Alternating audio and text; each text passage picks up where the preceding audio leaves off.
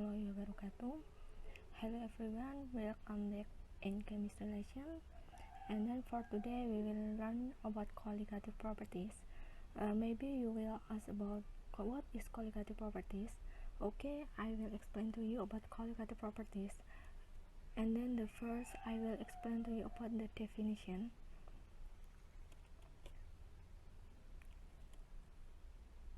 Definition of colligative properties is properties of solution that depend on the ratio of the number of solute particles to the number of solvent molecules in a solution and not on the nature of the chemical species present. Maksudnya apa? Di sini ada tulisannya properties of solution, sifat dari larutan yang depend on, yang dipengaruhi oleh jumlah partikel terlarut. Nah, di sini ada tulisan solute. Solute itu artinya adalah terlarut. Jadi, sifat colligative itu adalah sifat yang dipengaruhi oleh banyaknya zat yang dilarutkan, tapi tidak dipengaruhi dari jenis larutannya. Nah, di sini tidak dipengaruhi oleh jenis, maksud saya adalah jenis partikel yang dimasukkan ke dalam pelarut itu sendiri. Jadi mau bentuknya serbuk, mau bentuknya padatan, mau bentuknya apapun, itu tidak akan mempengaruhi sifat dari larutan itu sendiri. Jadi yang mempengaruhi itu hanyalah ini number of solute, jumlah partikel yang dilarutkan. Itulah yang dinamakan dengan colligative properties. Nah, kemudian kalian akan bertanya, sifat colligative itu apa aja? Nah, okay, I will explain to you about types of colligative properties. The first is lowering of vapor pressure, yaitu penurunan tekanan uap. And then number 2 is boiling point elevation, yaitu kenaikan titik didih. And then lowering of freezing point, penurunan titik beku. And then the last is osmotic pressure, or in Indonesia is tekanan osmotik. Okay, let's see some phenomenon. The first is the Atlantis Water Adventure in Ancol.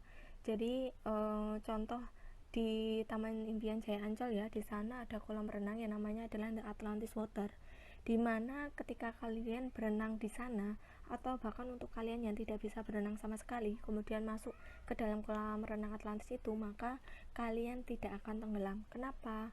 Karena kandungan air yang ada di Atlantis Water itu mengandung 10 times higher than the average salt level in the ocean, memiliki kandungan kadar garam yang 10 kali lipat lebih tinggi daripada kadar garam yang berada di lautan.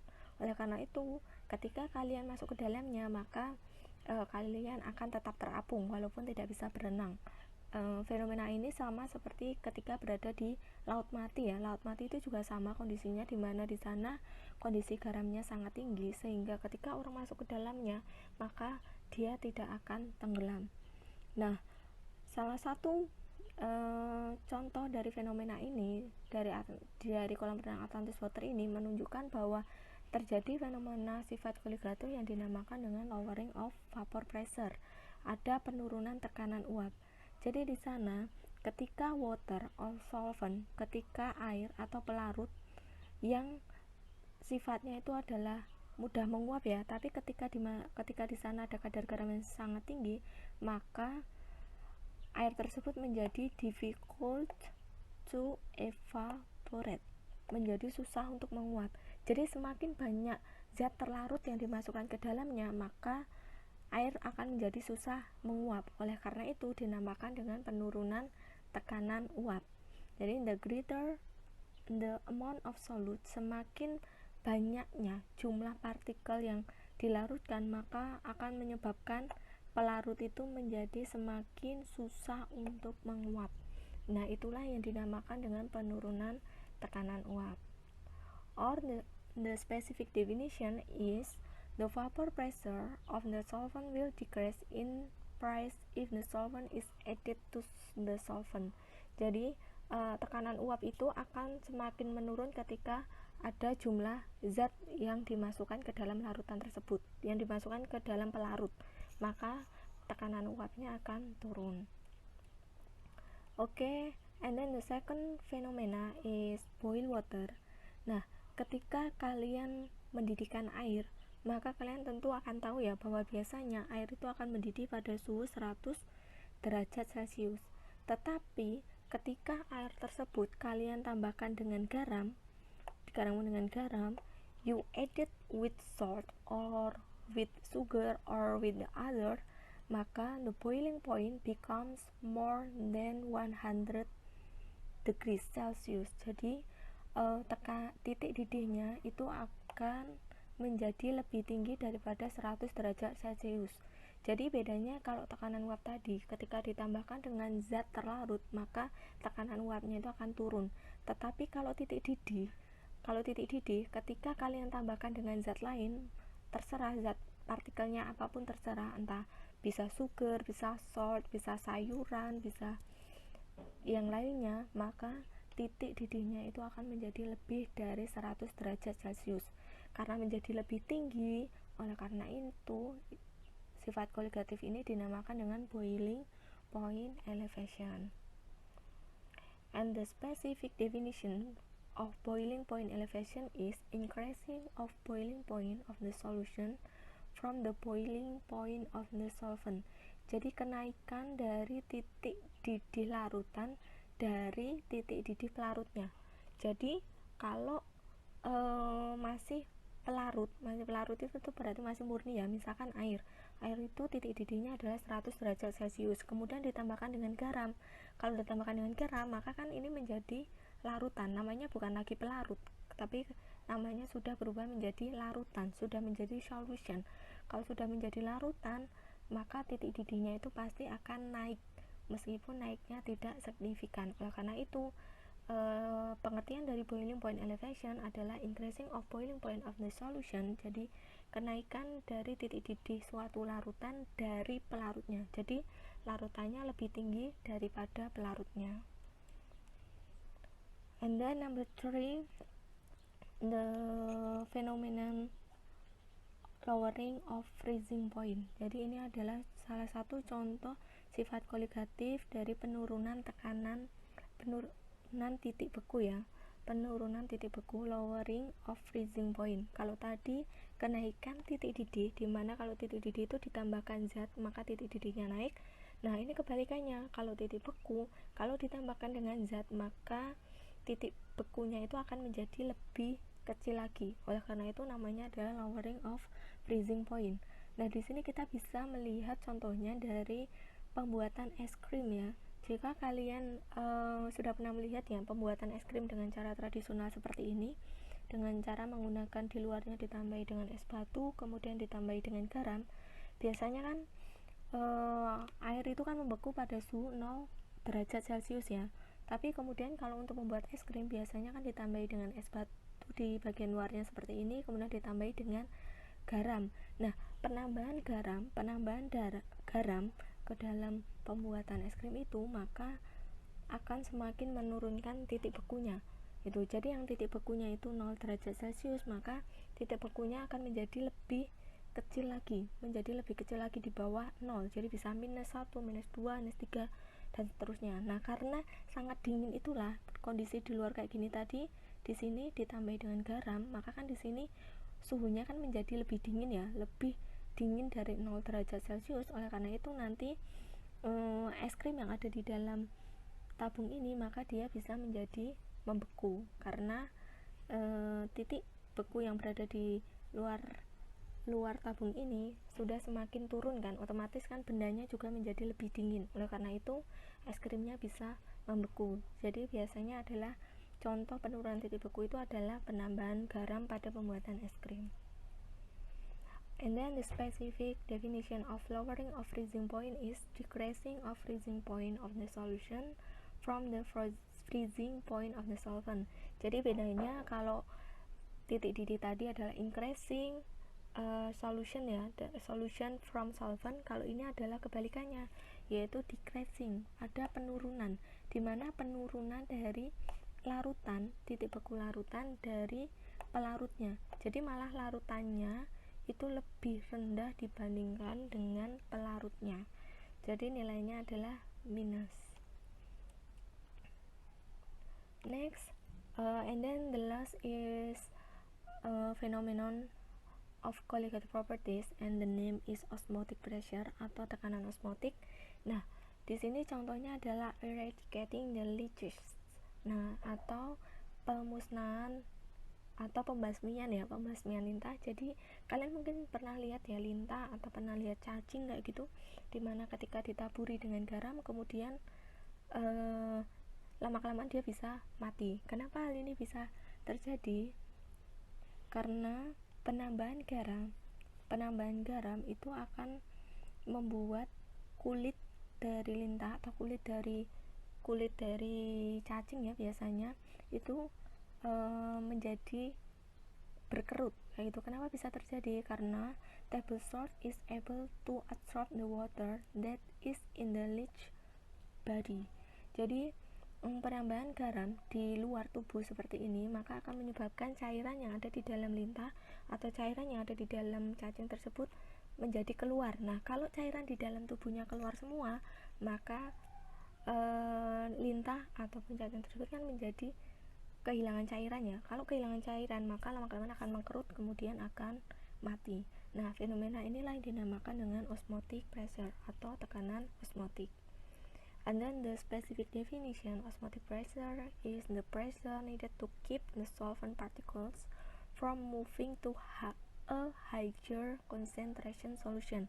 Jadi tekanan osmotik adalah tekanan untuk menjaga agar partikel pelarut itu tidak berpindah. Jadi di sini adalah digunakan untuk menjaga agar tidak berpindah ke konsentrasi yang lebih rendah kayak gitu ataupun konsentrasi yang lebih tinggi kayak gitu. Jadi tujuan tekanan osmotik itu adalah untuk menjaga agar tekanan di pelarut dan tekanan larutannya itu menjadi sama. Inilah yang dinamakan dengan osmotic pressure. And then this is phase diagram of water. Jadi ini adalah diagram fase dari suatu larutan. Tadi udah disebutkan kan, ada titik beku, ada titik didih, ada tekanan uap, ada tekanan osmotik kayak gitu. Nah, di sini saya tunjukkan kalian tentang diagram fase dari air, dimana di sini kalian bisa lihat ya. Tadi kalau titik beku, kenapa kok titik beku tadi namanya adalah penurunan titik beku? Karena di sini kita bisa lihat titik beku larutan di sini, kalau dia berada di sebelah kiri di sini, ini kan berarti dia nilainya lebih kecil daripada pelarutnya. Oleh karena itu, titik beku itu namanya adalah penurunan titik beku, bukan kenaikan titik beku tapi penurunan titik beku. Jadi disinilah letak larutan, kemudian di sini adalah letak pelarutnya. Kemudian untuk titik didih kebalikannya. Kalau titik didih itu justru kalau larutannya itu berada di sebelah kanan. Nah, kemudian kalau pelarutnya itu berada di sebelah kiri. Bisa dilihat kalau semakin ke kanan kan semakin besar ya. Karena ke kanan semakin besar, oleh karena itu titik didih itu suatu larutan itu pasti lebih tinggi dari titik didih pelarutnya. Kemudian ini adalah tekanan uapnya dalam 1 atm. Di sini adalah pelarut murni. Pelarut murni nilainya di sini ya. Kemudian di sini ada pelarut murni padat dan seterusnya. And then about the last stoichiometry in colligative properties. Jadi di sini ada hitungan sederhana, ada hitungan yang wajib kalian kuasai dalam mempelajari sifat colligative, di mana perhitungan ini sudah pernah kalian pelajari di kelas 10, kelas 11 sudah pernah ada gitu ya. Yang pertama adalah molarity. Nah, molarity nanti untuk perhitungan sifat colligative itu kan hitung-hitungan. Kalian harus kuasai molarity. Kalian harus ingat lagi molarity. Rumus di kelas 10, kelas 11 sudah pernah ada, di mana molarity rumusnya adalah M per MR dikali 1000 per V kayak gitu ya. Atau gampangannya adalah molarity sama dengan rumus yang gampangnya adalah molarity boleh juga ditulis N per V. Jadi bisa juga ditulis dengan mol per volume. Nah, mol per volume itulah yang dinamakan dengan rumus molarity, dan nanti satuannya adalah molar ditulis dengan M besar.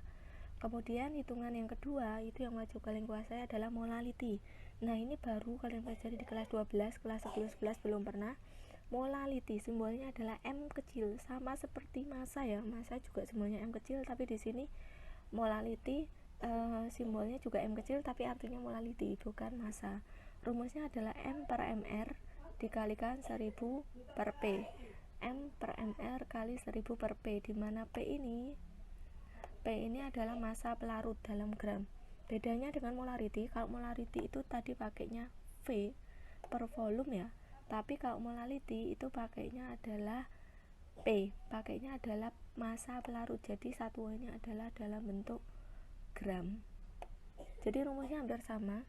Kalau di sini molarity mol per volume M per MR kali 1000 per V, kalau molality M per MR kali 1000 per P. Dan 1000 ini paten ya, tidak boleh dirubah menjadi 10.000 atau 1 juta. Kemudian yang nomor 3 itu adalah mole fraction. Nah, mole fraction itu juga baru kalian pelajari di kelas 12 ini, dimana rumusnya mole fraction atau fraksi mol zat terlarut disimbolkan dengan huruf XA. Rumusnya adalah NT per NT per NP. Nah, NT itu adalah mol terlarut. N itu kan simbol mol ya. Nah, kalau ada tulisannya T, berarti ini adalah mol terlarut. Nah, sedangkan kalau NP berarti molnya adalah ini mol pelarut. Mol pelarut ya, atau mol of solvent. Jadi kalau fraksi mol zat terlarut, berarti atasnya adalah NT per NT ditambah NP. Tapi kalau fraksi mol zat pelarut, maka di sini N-nya juga NP. Jadi gampang untuk ngafalinya. Kalau mol zat terlarut NT per NT tambah NP, tapi kalau fraksi mol zat pelarut itu adalah yang atas NP. Jadi sama, pelarut berarti NP, kalau terlarut berarti NT. Nah, per NT tambah NP. Oke, untuk mole fraction itu kemudian the last is mass percentage atau persentase massa. Nah, rumusnya adalah persen massa sama dengan massa zat dalam campuran per massa seluruh campuran dikalikan dengan 100%. Jadi gampang, nanti massa zat dalam campuran biasanya dalam gram, kemudian per massa seluruh campuran juga dalam gram kali 100%. Tapi kalau dalam kilogram ya berarti kilogram semua, kilogram gitu. Jadi intinya adalah satuannya disamakan. Oke, I think that's all about colligative properties. I think that's all about our lesson for today about colligative properties, and then about the phenomena, about the stoichiometry and the others. Thank you very much. Thanks for your attention. See you next time. Wassalamualaikum warahmatullahi wabarakatuh.